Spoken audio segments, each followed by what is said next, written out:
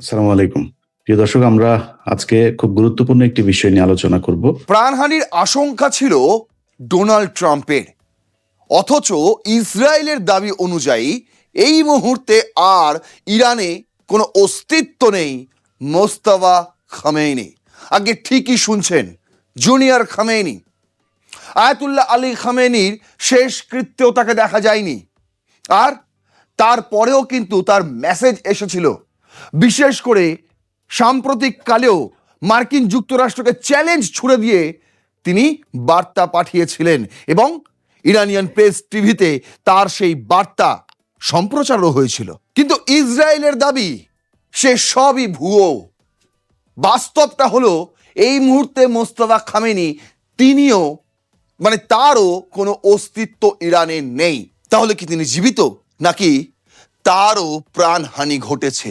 কোনটা? দেখুন, ফুটবল বিশ্বকাপের ফাইনাল শেষ হয়ে গিয়েছে, কিন্তু বিশ্বযুদ্ধের দামামা বাজানো এই ইরান মার্কিন যুক্তরাষ্ট্রের যুদ্ধ এখনো শেষ হয়নি। বরং দিন যত যাচ্ছে ততই কিন্তু নতুন নতুন করে হামলা এবং পাল্টা হামলা চলছে, আর যে কারণে মধ্যপ্রাচ্য এই মুহূর্তে রণক্ষেত্রের চেহারা নিয়েছে। রণক্ষেত্রের চেহারা নিয়েছে হরমুজ প্রণালী। দেখুন, কুয়েত, জর্ডান, বাহারিন এই সমস্ত জায়গায় মার্কিন বেস ক্যাম্পগুলিতে লাগাতার ইরানি হামলার পর কুয়েতও কিন্তু চ্যালেঞ্জ ছুড়ে দিয়েছিল ইরান। ইসরায়েলের দাবি যে মার্কিন যুক্তরাষ্ট্রের এই হামলাতেই নাকি নতুন করে প্রাণহানি ঘটেছে ইরানে, এবং সেটাও নাকি বিশাল বড় ফিগার। তিনি কি তাহলে মোস্তফা খামেনি? সরাসরি ইরানকে মোকাবিলা করার চ্যালেঞ্জ দিয়েছে। কেন? তার কারণ সেখানে অবস্থিত মার্কিন বেস ক্যাম্প, বিশেষ করে ফিফথ ফ্লিট, সেটা প্রায় ধ্বংস করে দিয়েছে, চূর্ণ বিচূর্ণ করে দিয়েছে। শুধু তো কুয়েত নয়, একের পর এক মধ্যপ্রাচ্যের দেশগুলিতে থাকা মার্কিন বেস ক্যাম্পগুলো প্রায় ভেঙে চুরমার করে দিয়েছে। আর এই ছবি দেখার পর ডোনাল্ড ট্রাম্প তিনিও মাথা ঠিক রাখতে পারেননি। তিনি সরাসরি হুঁশিয়ারি দিয়ে ইরানকে জানিয়ে দিয়েছে যে এর দাম কিন্তু চোকাতে হবে ইরানকেই। আর তার পরবর্তীতেই আবার নতুন করে হামলা ইরানের বন্দর আব্বাসে, নতুন করে হামলা ইরানের চাবাহার বন্দরে।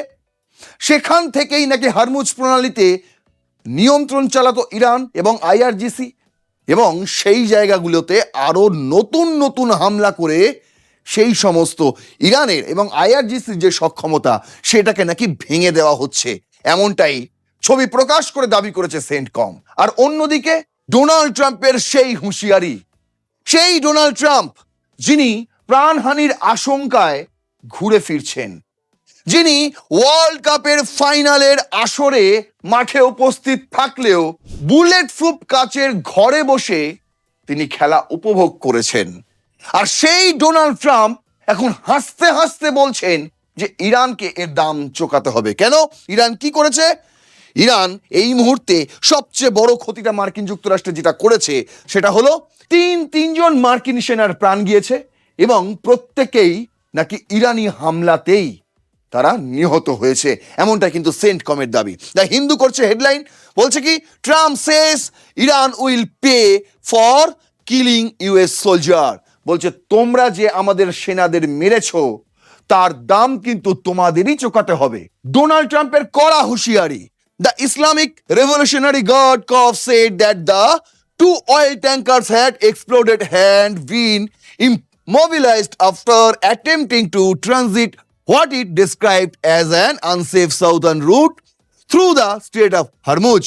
আর অন্যদিকে ইরান বলছে আমরা তো ইতিমধ্যেই হরমুজ প্রণালীতে আরো দুটো জাহাজ অয়েল ট্যাঙ্কারে হামলা চালিয়ে দিয়েছি, তার কারণ তারা আইআরজিসির দেওয়া রুট মেনে চলেনি। দ্য হিন্দু করছে, US military Sage it's carrying out it's 10th consecutive night of strikes on Iran. Donald ট্রাম্পের এই বক্তব্যের পরেই কিন্তু মার্কিন সামরিক বাহিনী তারা দশম রাতের বলতে পারেন স্ট্রাইক লাগাতার জারি রেখেছে।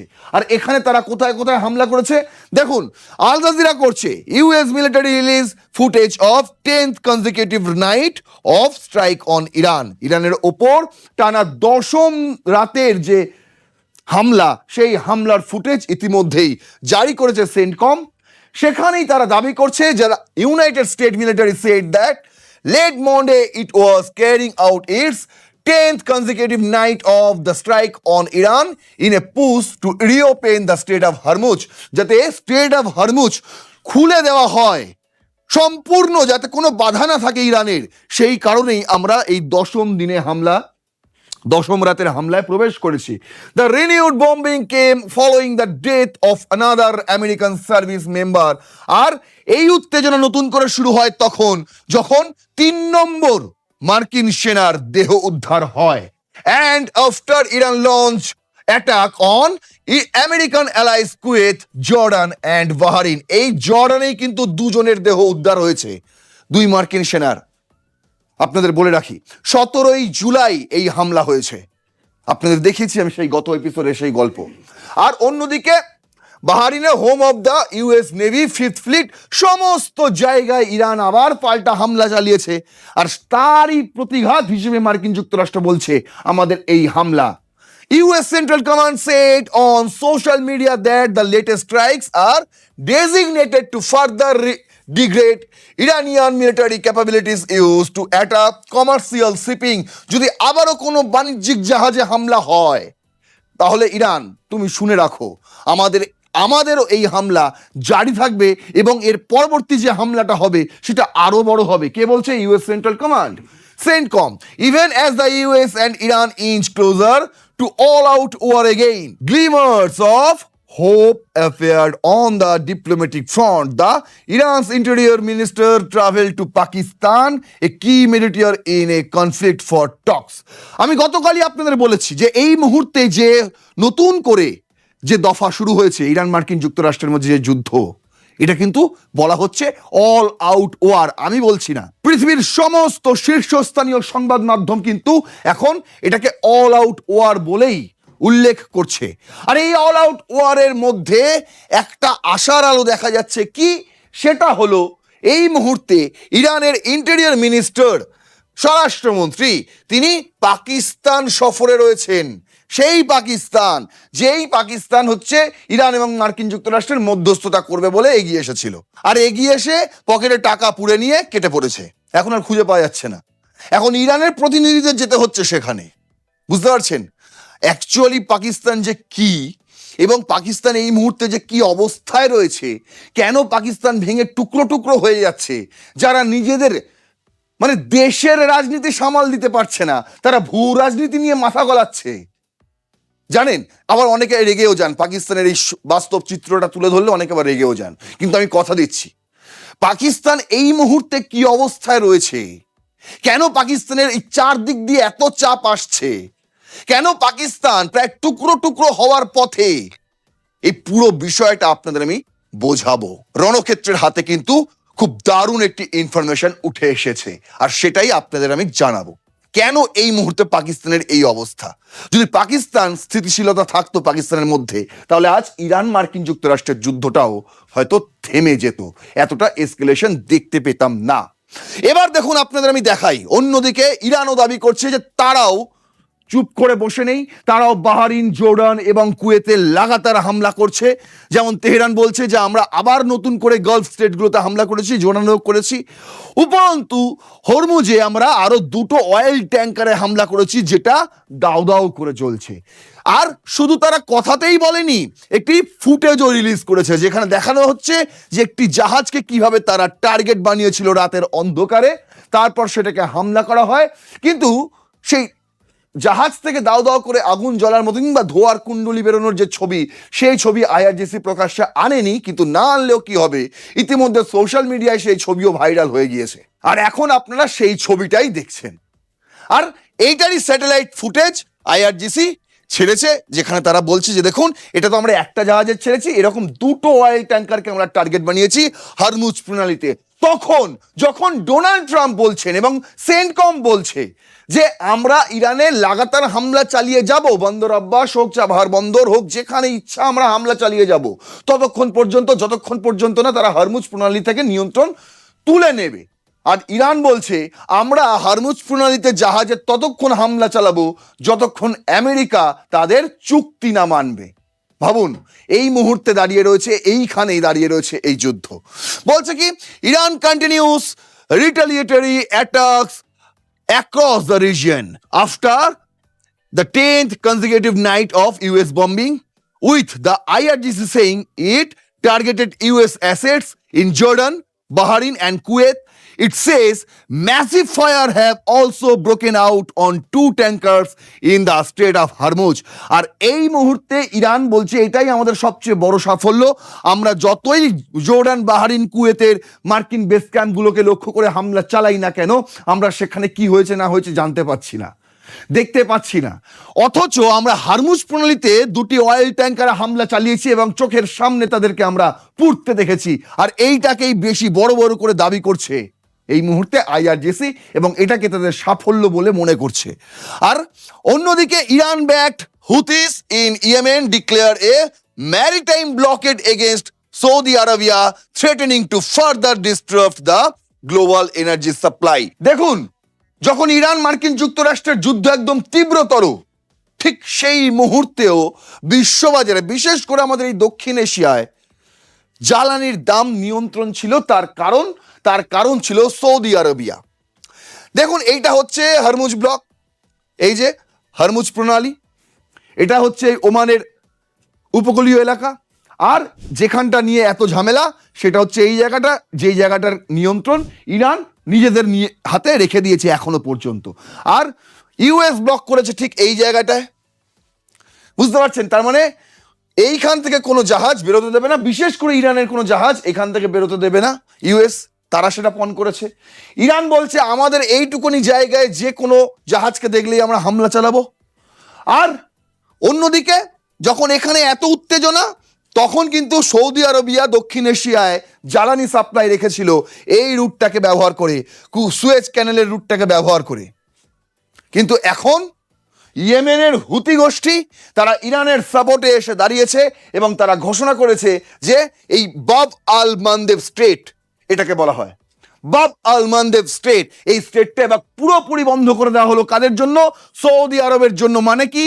মানে হচ্ছে সৌদি আরবের আর কোনো ট্যাঙ্কার বা কোনো জাহাজ এখান দিয়ে কোনো মতেই আর দক্ষিণ এশিয়ার দিকে রওনা হতে পারবে না। বুঝতে পারছেন? এর ফলে কি হবে? এর ফলে গত এপিসোডে আমি জানিয়েছিলাম যে $91 পার ব্যারেল হয়ে গেছে ক্রুড অয়েল।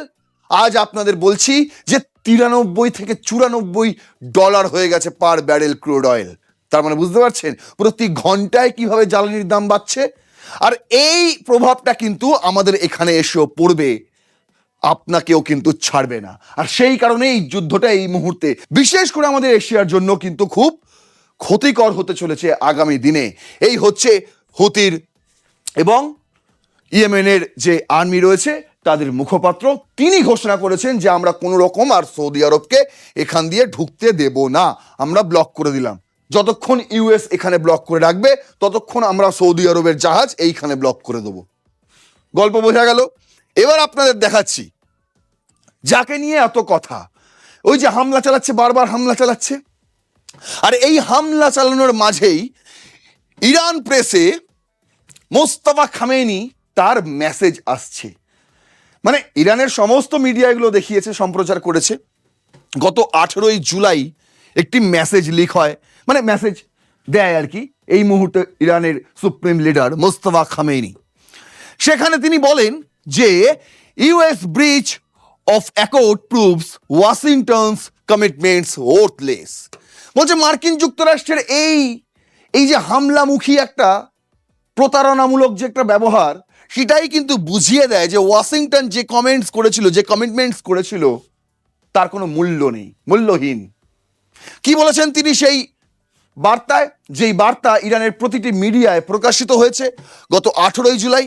বলছে leader of Islamic revolutionary leader Ayatollah Syed Mostafa Khamenei said the United state violation of a bilateral understanding with Tehran has once again demonstrated that the US president's signature is worthless and unreliable. বলছে Donald ট্রাম্পের সইয়ের আর দাম কি রইল? যে সই একটা মৌয়ে করা হয়েছিল, আন্ডারস্ট্যান্ডিং মৌয়ে, সেই মৌ তো মানাই হচ্ছে না, যেটা ইসলামাবাদে হয়েছিল, তেহরানের সঙ্গে করেছিল মার্কিন যুক্তরাষ্ট্র মানে ইউএস, সেটা তো প্রায় ভেঙে চুরমার এই মুহূর্তে। তাহলে আপনি বলে দিন যে আপনার সিগনেচারের দাম আর কোথায় রইল? সেই চুক্তিপত্রে, সেই মৌ চুক্তিতে ডোনাল্ড ট্রাম্প স্বয়ং মার্কিন প্রেসিডেন্টের সই ছিল। আর এই কথা এখন বলছে মোস্তফা খামেনি। তিনি বলছেন, while urging Iranians to preserve national unity and maintain confidence in state institutions. তিনি বলছেন জাতীয় ঐক্য বজায় রাখুন, প্রত্যেকটি দেশবাসী একসঙ্গে থাকুন এবং স্টেট ইনস্টিটিউশনগুলো যেগুলো রয়েছে তাদের উপর ভরসা রাখুন। তারা একটুখানিও আগুনের আঁচ দেশবাসীর গায়ে আসতে দেবে না, এমনটাই তিনি বলেছেন। আরো বলেছেন তিনি, leader of the Islamic revolutionary Ayatollah Syed Mustafa Khamenei said the future of the newly signed memorandum of understanding between the Iranian and US president depends on fulfillment of conditions outlined by Iranian officials. যেগুলো তারা ইসলামাবাদে 17 June যে চুক্তি করার জন্য যা যা শর্ত তারা রেখেছিল, যা যা কথা তারা দিয়েছিল, সেগুলো তারা মেনে চলছে কি? মোস্তফা খামেনি বলছে আমরা অপেক্ষায় থাকবো যে ডোনাল্ড ট্রাম্প এবং মার্কিন প্রেসিডেন্ট এবং যুক্তরাষ্ট্র যে কথা দিয়েছিল, যে কমিটমেন্টস তারা করেছিল, সেগুলো তারা রাখবে কতক্ষণে, সেই অপেক্ষায় আমরা থাকবো। তারপর তিনি বলছেন, stressing that the future negotiations do not mean acceptance of Washington's positions. বলছে যে ভবিষ্যৎ চুক্তি নিয়ে আলোচনা করা তার মানে এই নয় যে আমরা ওয়াশিংটনের শর্তে একদম সবকিছু মেনে নেব, তাদের কথাতেই আমাদের চলতে হবে, এরকমটা নয়, এরকমটা কখনোই নয়।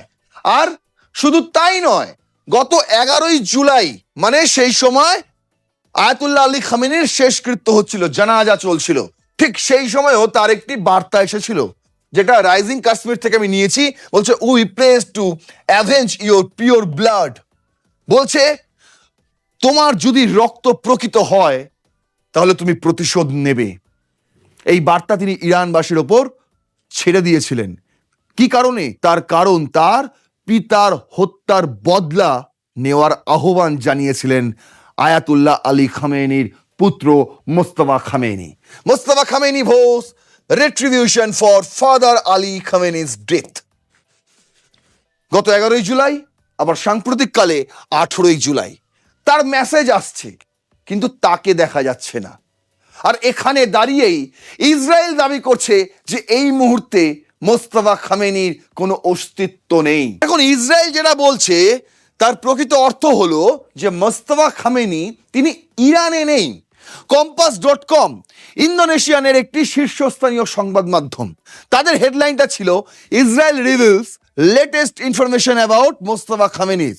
ইসরায়েল নতুন কিছু তথ্য তারা প্রকাশিত করেছে কার সম্বন্ধে? মোস্তফা খামেনির সম্বন্ধে। তারপর says he is no longer in Iran. তারা বলেছে, সেই তথ্য তুলে ধরে ইসরায়েল বলেছে যে মোস্তফা খামেনি এখন ইরানে নেই। তাহলে কোথায় আছে? কোথায় আছে? ইসরায়েলের দাবি অনুযায়ী নাকি মোস্তফা খামেনি নেই, কোথাও নেই। কি দাবি করছে তারা দেখুন। এটি যেহেতু ইন্দোনেশিয়ান ভাষা, তাই আপনাদের জন্য আমি বাংলাতে কিছু পয়েন্ট সাজিয়েছি, পুরো আর্টিকেল থেকেই তোলা। এটা বলছে কি, ইসরায়েলের নিরাপত্তা সূত্র সৌদি মিডিয়া আল হাদাত কে জানিয়েছে যে